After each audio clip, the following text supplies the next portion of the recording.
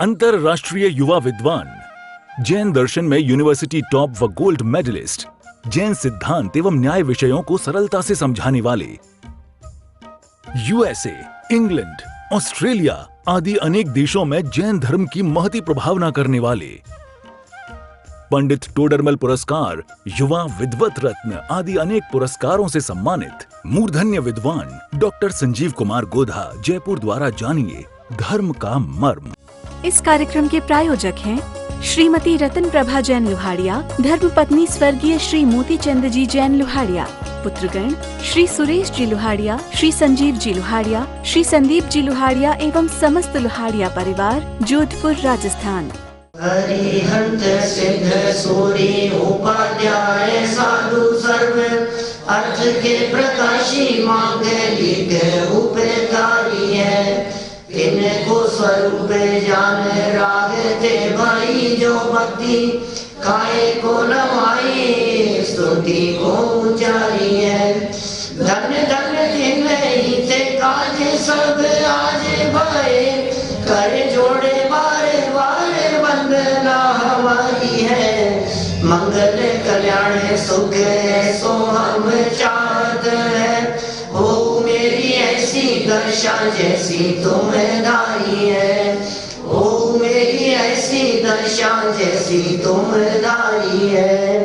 हो मेरी ऐसी दशा जैसी तुम दाई है। क्षत्र चूड़ामणि नामक यह ग्रंथ जीवंतर कुमार का चिंतन हम सभी का चिंतन बन जाए, यही भावना है। अनित्य, अशरण और संसार भावना के चिंतन तक आ गए हैं। विचार मग्न है जीवंतर कुमार। एक दृश्य को सामने देखा और उस दृश्य को देखकर वहीं खड़े खड़े विचार कर रहे हैं। जिस विचार को हम यहाँ अनेक दिनों में कर रहे हैं, उस विचार को वे वहाँ खड़े खड़े कर रहे हैं जब उन्होंने एक वनमाली को बंदर के हाथ से, बंदरी के हाथ से वो फल छीनते हुए देखा, कटक फल, कटहल का। और उसे देखते ही इनके हृदय में जो परिणाम आया वो परिणाम था क्षणभंगुरता का, अनित्यता का, अशरणता का। और उसके उपरांत अब चर्चा आगे बढ़ रही है, वो है संसार के संबंध में। जगत का स्वरूप नाशवान है, बचाने से बचाया नहीं जा सकता है। ये कहता है कि कोई बात नहीं, जब तक है तब तक तो सुख भोग लेने दो। तो आचार्य देव कहते हैं कि तेरी वृत्ति जिनमें सुख तलाशने की है, सच्चाई यह है कि उनमें सुख है ही नहीं। इस संसार में कहीं भी किसी भी परिस्थिति में सुख नहीं है, चैन नहीं है, शांति नहीं है, आनंद नहीं है। देखिए, आप कल जो चर्चा हमने पढ़ी थी उसमें हमने यह बात देखी थी कि भाई ये शरीर अपवित्र है और महान खेद है इस बात में कि तू इस पिंजरे में रहता हुआ भी इससे मुक्ति की भावना नहीं पा रहा है। ये अत्यंत खेद की बात है। हमें खेद होता है कि तुझे विचार नहीं हो रहा है, तुझे परतंत्रता नहीं दिखाई दे रही है, तुझे फीलिंग में ये बात नहीं आ रही है कि ओ हो मैं कैसा दुखी हूँ और इस शरीर की वजह से दुख उठा रहा हूँ। शास्त्रों में इस शरीर को जेल कह करके पुकारा, बंधन कह करके पुकारा। और जीवंतर कुमार चिंतन कर रहे हैं कि हमें यहाँ से मुक्त होने का प्रयत्न करना चाहिए। देखिए, अब इसी बात को थोड़ा और आगे बढ़ाते हैं। पेज नंबर है 528। तन्नास्ति यत्र वैभुक्तं पुद्गलेषु मौस्तुया तल्लेशस्तव किं तृप्त्यै बिंदु पीताम्बुदेरिविर। हे आत्मन, पुद्गलों में कोई परमाणु ऐसा नहीं है जो तूने बार बार नहीं भोगा हो। और उन पुद्गलों का थोड़ा अंश पूरे समुद्र का जल पीने वाले को बूंद के समान है, क्या वह तुम्हारी तृप्ति के लिए होगा? कदापि नहीं होगा। गजब बात कह दी है। इस जगत में ऐसे कोई पुद्गल परमाणु नहीं है जिन परमाणुओं को तुमने आज तक भोगा नहीं हो। अनेक बार क्या कह रहे हैं? कोई परमाणु ऐसा नहीं है जिसको तूने बार बार नहीं भोगा हो। मैं चक्री पद पाए निरंतर भोगे भोग घनेरे, तो भी तनिक भये नहीं पूर्ण भोग मनोरथ मेरे। चक्रवर्ती जैसी अवस्थाएं, चक्रवर्ती तो नहीं बना आज तक, क्योंकि चक्रवर्ती तो सम्यक दृष्टि ज्ञानी जीव ही बनते हैं। लेकिन भाई सुनो, चक्रवर्ती न बनते हुए भी भोग भूमि की अवस्था को धारण करके चक्रवर्ती से अनंत गुने भोगों को भोगा है, तो भी तृप्ति नहीं मिली, तो भी शांति नहीं मिली, तो भी चैन नहीं मिला। तो क्या करें बोलो? अब क्या करें? अब उपाय क्या है? ये कह रहे हैं कि इन पुद्गलों का अंश मात्र भी, सारे पुद्गलों को ग्रहण करने के बावजूद भी तेरी स्थिति ऐसी थी कि मानो समुद्र में से एक बूंद मात्र पिया हो। समुद्र के बूंद बराबर हो गए हैं, कुछ तृप्ति मिलने वाली नहीं थी नहीं, तृप्ति थी नहीं। तो ये जो पूरा का पूरा समुद्र का जल है, मानो ये बूंद के समान है, वह क्या तुम्हारी तृप्ति के लिए होगा? माने कदापि नहीं हो सकता। आपको क्या लगता है? आप इन पुद्गल परावर्तनों की दृष्टि से जरा गहराई से विचार करके देखो, आप महसूस करेंगे ये जो जिनागम में जो बात कह रहे हैं कि कोई ऐसा शरीर नहीं है, सुंदर से सुंदर शरीर, जो भूतकाल में हमारे को ना मिला हो। कोई ऐसी जैकेट नहीं है, कोई ऐसा कोट नहीं है, किसी तरह की कंपनी का कोई ऐसा मोबाइल नहीं है, कोई ऐसा बंगला नहीं है जिसके हम भूतकाल में मालिक नहीं रहे हों। ये कह रहे हैं यहाँ। अंदाजा है आपको इसका मतलब क्या है? कोई ऐसी फैक्ट्री और कोई ऐसी कंपनी नहीं है जिस फैक्ट्री और कंपनी के हम मालिक नहीं रहे हों। दीपेश जी, हिसाब ये तो अभी खुली है। मान लो रिलायंस की बात करो, कि टाटा की बात करो, कि इनकी बात करो, जो भी कह रहा हूं आपको, ये तो अभी खुली है। 50 साल पहले, 100 साल पहले, 70 साल पहले इनके मालिक हम कैसे हो सकते हैं? कि तुम्हें अंदाजा नहीं है रंच मात्र भी, काल कितना पुराना है, अनंत काल हो गया। ये प्रकृति अपने आप को दोहराती है, ये रिसाइकल होती है हर चीज। आपको मालूम है, ये जो सूर्य दिखाई देता है, सनराइज होता है, ये 24 घंटे में अपने आप को रिपीट करता है। सेम पोजीशन जो सूर्योदय की थी, जो सूर्यास्त की थी, जो दोपहर 12 बजे की थी, जो दोपहर 2 बजे की पोजीशन थी, सो पोजीशन हर 24 घंटे के अंदर रिपीट हो रही है। आज जो दिन है ना, कौन सा दिन है आज? मंडे। ये हर 7 दिन में अपने आप को रिपीट कर रहा है, हर 7 दिन में रिपीट कर रहा है। तिथि अपने आप को हर 15 दिन में रिपीट कर रही है, और वो तिथि कृष्ण पक्ष की है, शुक्ल पक्ष की, 1 महीने में रिपीट हो रही है। तारीख 1 महीने में रिपीट हो रही है। वर्ष में वो तारीख महीने के साथ रिपीट हो रही है। रिपीटेशन चल रहा है, वही ऋतु आ रही है, वही मौसम आ रहा है, वही साइकिल दोबारा चल रहा है, रिसाइकिल हो रहा है सब कुछ। जैसा चौथा काल अभी बीता था भगवान महावीर स्वामी के समय में, वैसा चौथा काल दोबारा आएगा। रिपीट हो रहा है, हर चीज रिसाइकल होती है। ऐसा नहीं है कि आज जो गवर्नमेंट ने जो प्लास्टिक की थैलियां जो रिसाइकिल वाली चलाने की बात कही है, वही रिसाइकिल होती हो।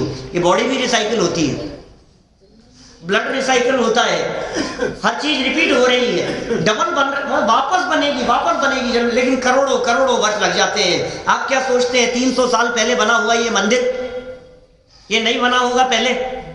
ये पुद्गल परमाणु, इसका नाम पुद्गल परावर्तन है। ये पुद्गल परावर्तन कह रहे हैं। ये परावर्तन इतना लंबा काल है। इसके संदर्भ में मोक्ष मार्ग प्रकाशक ग्रंथ के 63 नंबर पेज पर टोडरमल जी कहते हैं, स्टार्टिंग में ऊपर पहले पैराग्राफ और पहली दूसरी लाइन में, कि एक पुद्गल परावर्तन का काल इतना बड़ा है कि जिसके अनंतवें भाग में अनंत सागर बीते जाते हैं। क्या कहा?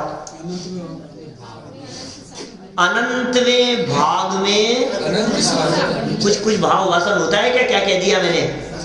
एक पुद्गल परावर्तन, सुनो, अब वो पुद्गल परावर्तन के अनंत हिस्से करो, पार्ट करो।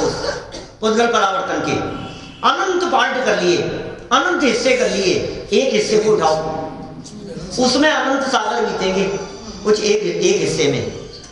अब सोच सकते हो आप, कूड़ा कूड़ी सागरों के काल है, प्रलय वापस आएगी, परिस्थिति दोबारा बनेगी, दोबारा बदलेगी, ऐसा होता है?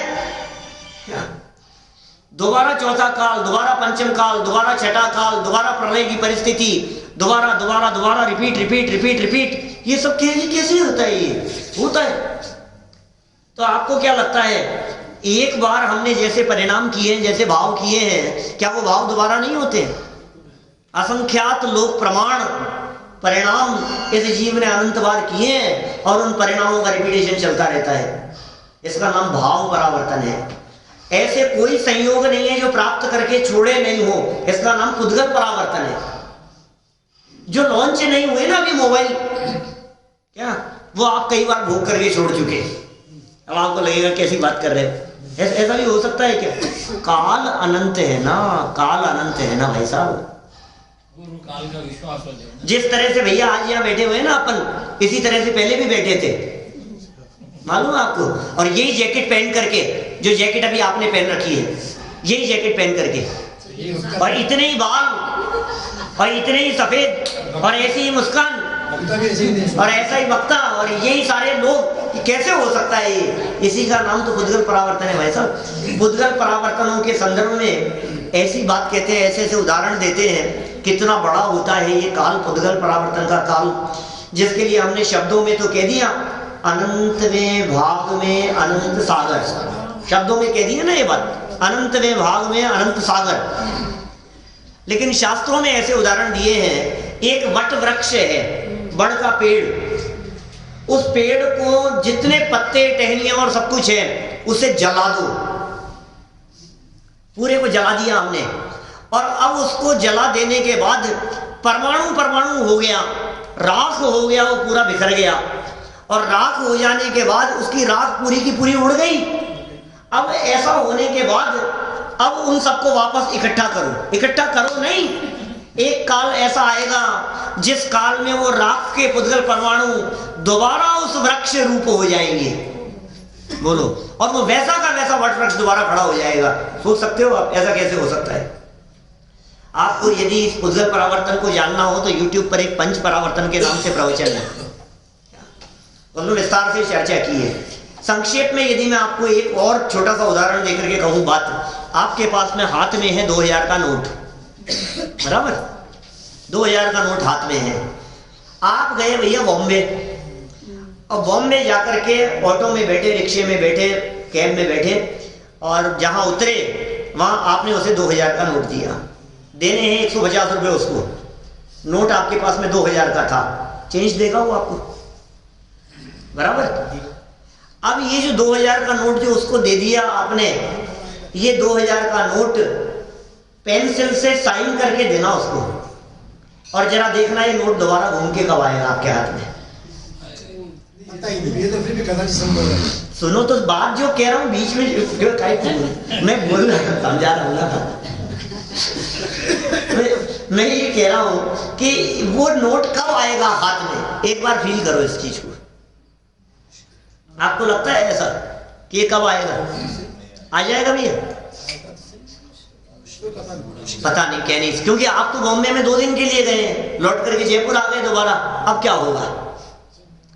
अब जरा कल्पना करो कि मैं वो 2000 के नोट की बात नहीं कर रहा, उसने जो बाकी चेंज दिए ना आपको 1850 रुपए, उनमें 500 के नोट थे, 1000 का तो चलता ही नहीं है, बंद हो गया। उनमें 500 के नोट थे, 100 के नोट थे, 50 के नोट थे, और हो सकता है 10-20 के कुछ खुले हो, वो आपके वॉलेट में हैं, और वो सब बिखर गए इधर उधर। अब ये दोबारा वही 1850 आपके वॉलेट में कब आएंगे? वही नोट सब बिखर इधर उधर जाने के बाद। मतलब ये पुद्गल परावर्तन तो नोट परावर्तन है, पुद्गल परावर्तन नहीं है। पुद्गल परावर्तन तो तब कहलाएगा जब अनंत पुद्गल परमाणु, वो सारे के सारे उसी तरह के स्पर्श गंध वर्ण वाले, ये दोबारा आकर के एकत्रित हो तो एक पुद्गल परावर्तन कहलाता है। और कौन से पुद्गल परमाणु कि जन्म के प्रथम समय में जो पुद्गल परमाणु थे वे पुद्गल परमाणु वापस लौट करके आए, रिसाइकल होकर के। अनंत काल लग जाता है इसमें। जन्म का क्या मतलब? जन्म के समय में ये जीव जब पुद्गल वर्गणाओं को ग्रहण करता है, आहार आदि वर्गणाओं को, तो उन पुद्गल परमाणुओं को ग्रहण करते समय अंतर्मुहूर्त में जिन पुद्गल परमाणुओं को ग्रहण किया, आहार वर्गणाओं को, उस समय जो कार्बन वर्गणाओं को ग्रहण किया, वे पुद्गल परमाणु जन्म का मतलब ये जन्म नहीं, गर्भ में जिस समय आया था उस समय प्रथम समय में जिन पुद्गल परमाणुओं को ग्रहण किया था वे पुद्गल परमाणु जैसे स्पर्श वाले थे, जैसे रस वाले थे, जैसे गंध और जैसे वर्ण वाले थे, जितने अविभाज्य प्रतिच्छेद वाले थे, वैसे के वैसे ही दोबारा मिले। एक बार जो लड्डू खाए थे ना आपने उनकी शादी में और आप आज तक याद करते हैं, वो आपने भूतकाल में अनंत बार खाए हैं। कल जो डोसे खाए थे ना शाम को, वो डोसे आप पहले भी खा चुके हैं। कैसे हो सकता है ऐसा? बने ही कल थे तो पहले कैसे खा लेंगे? ऐसा कैसे हो सकता है? ये बात तो हमारे ऊपर जच नहीं रही, ऐसा हो नहीं सकता। आप कैसे कह रहे हैं? हम नहीं मान सकते ये बातें कि सुन भाई, ये कह रहे हैं यहाँ बार बार भोगा है तूने, ये शब्द दे रहे हैं यहाँ, फिर भी तुझे तृप्ति नहीं हो रही है, फिर भी तुझे ऐसे लग रहा है सुख मिल जाएगा, सुख मिल जाएगा। अरे एक बार जिस वस्तु में सुख नहीं मिला, एक बार जिस विषय में सुख नहीं मिला, उस विषय में दोबारा भोगने पर सुख कैसे मिलेगा? मतलब अच्छा, आपको 5 रुपए में सुख लगता है कि नहीं? अरे क्या पागल समझ रखा है क्या? 5 रुपए में सुख की बात करोगे? अच्छा 5 रुपए में नहीं लगता, तो 5 को यदि 100 से गुना करके देवे तो 500? नहीं। और 5 को यदि 1 लाख से मल्टीप्लाई करके देवे तो क्या? हाँ थोड़ा सा, कि जब 5 में नहीं था तो लाख से गुना करने पर कैसे हो गया? जब जिस चीज में सुख नहीं है तो फिर वो उत्पन्न कैसे होगा? भ्रम है, ये भ्रम है। जब 1 में नहीं है तो 2 में कैसे हो जाएगा? 2 में नहीं है तो 200 में कैसे हो जाएगा? 200 में नहीं है तो 2000, 2 लाख, 2 करोड़ में कैसे हो जाएगा? इसका मतलब हमने जो ये समझ रखा है, ये अपनी मान्यता में उसके अंदर सुख समझ रखा है। वस्तु स्थिति यह है कि उसमें रंच मात्र भी सुख है ही नहीं। सुख नाम का तत्व ही नहीं है, सुख नाम का गुण ही नहीं है, उसमें है ही नहीं सुख नाम का तत्व। ये कह रहे हैं यहाँ अनंत बार भोगा है तूने, अनंत बार भोगा है उन विषयों को। ये संसार भावना चल रही है भाई साहब, संसार के स्वरूप के बारे में विचार कर रहे हैं। एक तो उमा स्वामी आचार्य कहते हैं जगत काय स्वभाव हुआ संवेग वैराग्यार्थम। जगत के स्वरूप का, काय के स्वरूप का यदि तू विचार करे तो संवेग और वैराग्य उत्पन्न हुए बिना न रहे। देखा आपने दुनिया कैसी है, कितनी कषाएं, मायाचारी, बेईमानी, छल कपट, क्रोध, अभिमान, धोखाधड़ी मनों में भरे हैं। अंदर पाइपलाइन में बारूद बिछाए, क्या पता कब थोड़ी सी चिंगारी दिखाने की देर है तो विस्फोट होते हैं, फिर बह रहा है अंदर। अरे पानी की पाइपलाइन में जिसमें पानी बह रहा हो, उस पाइपलाइन में थोड़ा सा छेद हो जाए तो क्या निकलेगा? पानी निकलेगा, सीधी सी बात है। अरे अच्छे, उसमें यदि छेद हो जाए तो फव्वारा काहे का निकलता है? पानी का। अब आपके दिमाग में थोड़ा सा ढीला हो जाए कुछ तो क्या निकलता है? जो भरा है अंदर में वही तो निकलेगा। ठीक है, सारे जगत का स्वरूप ऐसा है। शत्रुओं की बात नहीं कर रहे, मित्रों की बात, सगे संबंधियों की बात। जब तक तेरा उदय बराबर चल रहा है तब तक सब बराबर है, और जिस दिन उदय बिगड़ गया उस दिन सब बिगड़ा हुआ नजर आता है। उदय बिगड़ा और सब बिगड़ गया, और उदय अच्छा है मास्टर साहब और सब अच्छा है, ऐसा है। सब उदय का खेल है। तो साहब जब उदय अच्छा है तब तो सुख मिल रहा है ना इसमें, कि तब भी सुख नहीं है, वो तेरा भ्रम है, ये बतला रहे हैं यहां।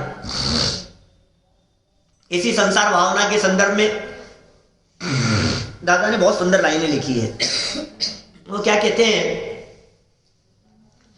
मंथन करे दिन रात जल, धृत हाथ में आवे नहीं, रज रेत पेले रात दिन पर तेल जो पावे नहीं। सद्भाग्य बिन जो संपदा मिलती नहीं व्यापार में। निज आत्मा के मान बिन त्यों सुख नहीं संसार में, सुख नहीं संसार। नहीं आई समझ में बात? अरे साहब अब सुख मिल जाएगा, अब मिल जाएगा, अब तो मिल ही जाएगा। पहला डोसा खाने में तो मजा नहीं आया, अब दूसरा आएगा ना, क्योंकि पहला तो अच्छा नहीं बनता।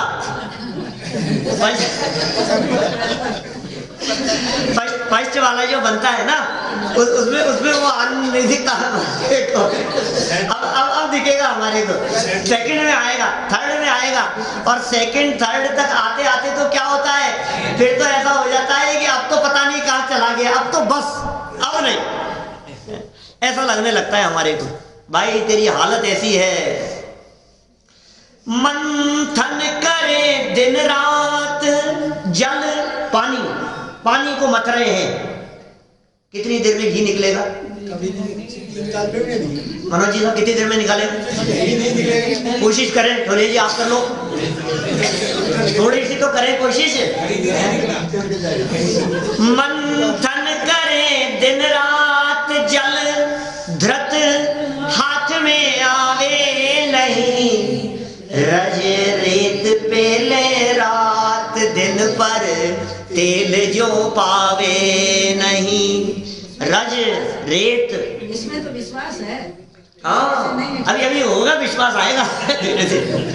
रेत है रेत, उसको पेल रहे हैं, घानी में पेलते हैं ना, तो तेल निकलेगा कि नहीं निकलेगा ये बतलाओ।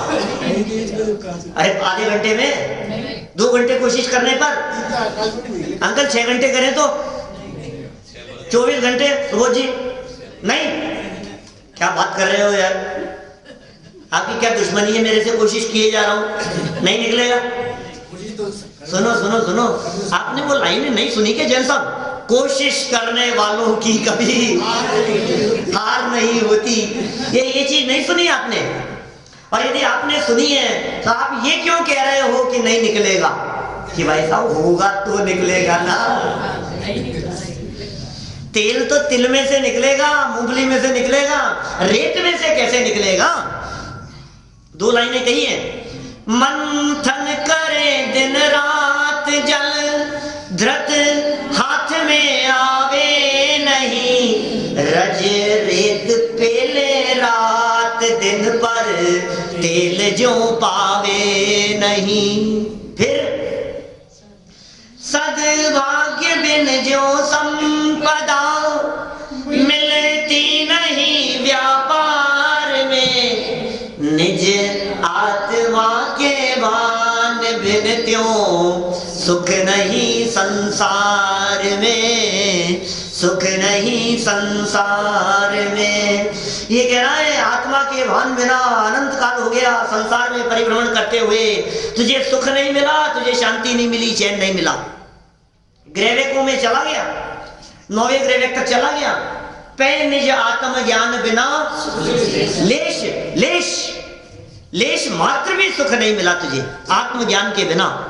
9वें ग्रैवेक, इंद्रों से ज्यादा शांति है वहां, मालूम है आपको? इस कार्यक्रम के प्रायोजक हैं श्रीमती रतन प्रभा जैन लुहाड़िया, धर्मपत्नी स्वर्गीय श्री मोती चंद जी जैन लुहाड़िया, पुत्रगण श्री सुरेश जी लुहाड़िया, श्री संजीव जी लुहाड़िया, श्री संदीप जी लुहाड़िया एवं समस्त लुहाड़िया परिवार, जोधपुर राजस्थान।